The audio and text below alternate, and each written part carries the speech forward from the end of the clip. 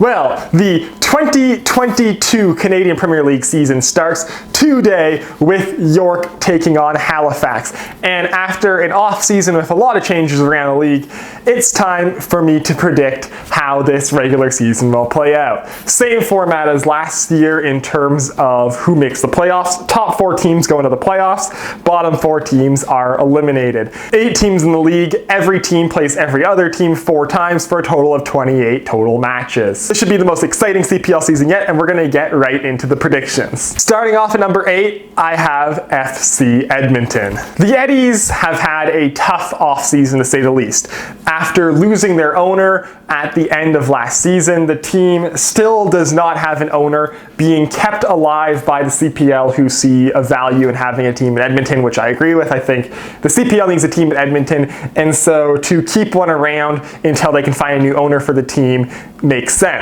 However, as a result of that, pretty much everything of value is jettisoned off the roster, and most players on the roster have been signed by other CPL teams and then loaned into them, with the CPL allowing FC Edmonton to not comply to the interleague loan rules. Now, of course, if you're another team in the CPL and you're funding FC Edmonton, you don't want to be worse than FC Edmonton, and so as such, this Edmonton roster doesn't look great. They have a couple interesting pieces, most notably Schmidt Shome and Luke Singh. Luke Singh on loan from Toronto FC is an interesting one, as he is MLS player on loan in the CPL for developmental purposes. And Schmidt Shome is a guy who needs a big year after last season being a bit of a disappointment following 2 straight years of being a pretty regular player in Major League Soccer. That being said, even if Shome and Singh both have the best years possible, I don't see it being enough to drag FC Edmonton out of the basement. They are likely going to win a 3rd straight wooden spoon, and unfortunate as it is, for a team that doesn't have an owner, that's kind of par for the course. Moving on to number 7, I have Winnipeg's Valor FC. Valor have assembled a solid squad, but they lack any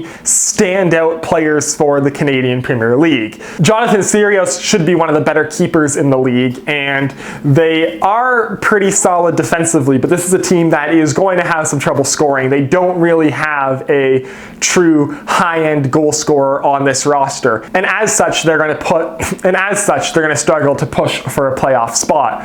Some good coaching and good structure could keep them in and around the playoff places, but most of the teams above them are going to have X factors that Valor just does not have. Thus, I have them coming in 7th. Moving on to 6th place, I have the Halifax Wanderers. Now, Halifax is a team that could very easily make the playoffs this year, but this is where I have them sitting as I think the most likely finishing spot.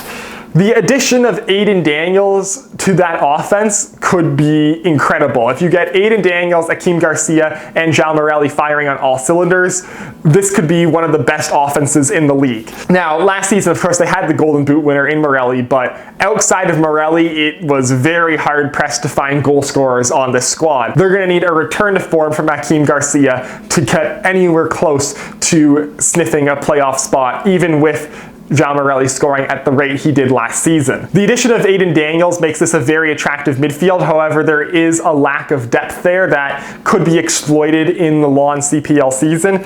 And in addition, I think the back end seems a little weak. And so this is a team that will probably have a lot of high-scoring games this season, especially if they can get the offense flying on full cylinders. It's going to be an interesting one. They could end up in a playoff spot, but I think overall as a whole team, the teams I have above them are just a little bit better. They're coming in 6th. Moving on to number 5, I have York United. This young York team shocked a lot of people by making the playoffs last year. And coming into the 2022 season, I think that they're a team that is primed for a little bit of a step up just because of the youngsters they have, and their continued development will help this team improve. They also did add a couple of interesting international players in Eduardo Jesus and Martin Gracier, as well as getting Oliver Minitel from Cavalry. So some solid additions to the squad. However, I don't think they did enough to catch Pacific, Forge, and Cavalry.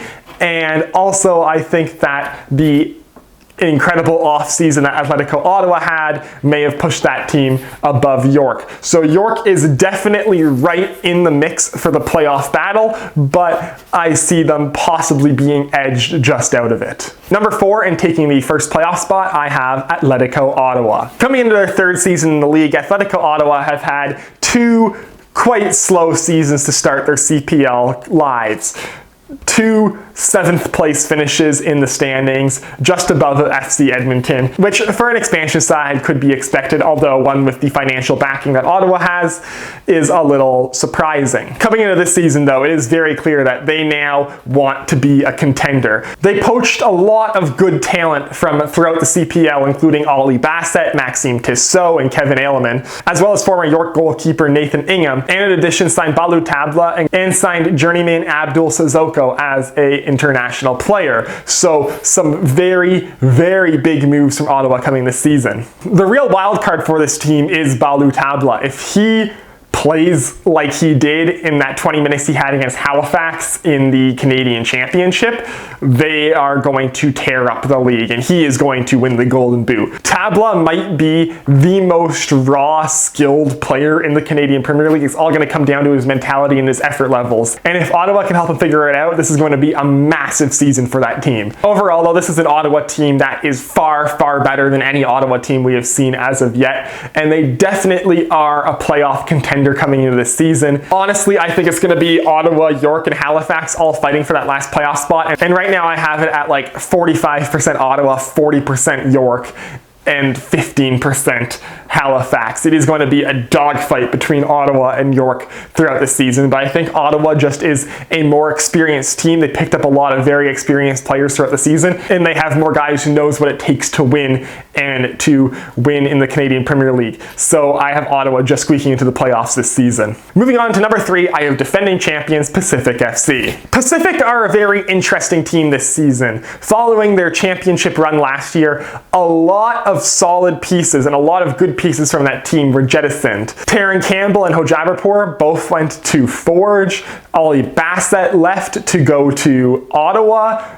Caden Chun and Lucas McNaughton both made the jump to MLS to play with Toronto FC, and even the coach, Kamadou Pa, went to coach in MLS Next Pro. But in the offseason, they showed that they were not going to be put down by those players departing. As they get Amer Didic, who's been consistently one of the best defenders in the Canadian Premier League, and they go and they get Cameron Habibullah on loan from the Whitecaps, who could be a very exciting player in this league. This is a team that by no means, despite what they've lost, is going to roll over and bow down in the CPL. They are going for a title defense, no questions about it. However, they are not as good as last season's Pacific team, and thus I don't see them in a battle for first place in the regular season. They are definitely going to make the playoffs, but not as dominantly as they did last year. Number 2, I have Cavalry. Cavalry is another team that lost a couple players in the offseason, but did pretty well to replace them, losing Mo Farsi to Columbus Crew 2 and MLS Next Pro, and having Nick Ledgerwood retire. They bring back Harifa Yao on loan from Montreal to shore up their D-line, and also get Jean-Denis Lassie as well. It'll be fun to see him in the CPL. And then they also add Fraser Aird to take over Nick Ledgerwood's experienced midfielder role. Overall, I think it all evens down to this Cavalry team is about as good as the Cavalry team last season, so I have them staying in second where they finished last year. Yes, it was drawn on points to Forge, but I think this season it's not going to be level on points. I think they are a solid second place. And finally, at number 1, I have Forge FC. Forge, always at the top of the CPL for the first 4 years. After losing the 2021 finals to Pacific, Forge went and really went ham on improving their roster. They bring in Taron Campbell and Alessandro Hojabrpour from Pacific, two players who were crucial to Pacific's championship run. Losing Kwame Awuah, they replace him with Ashton Morgan. Lots of MLS and Canadian national team experience getting added to the team there.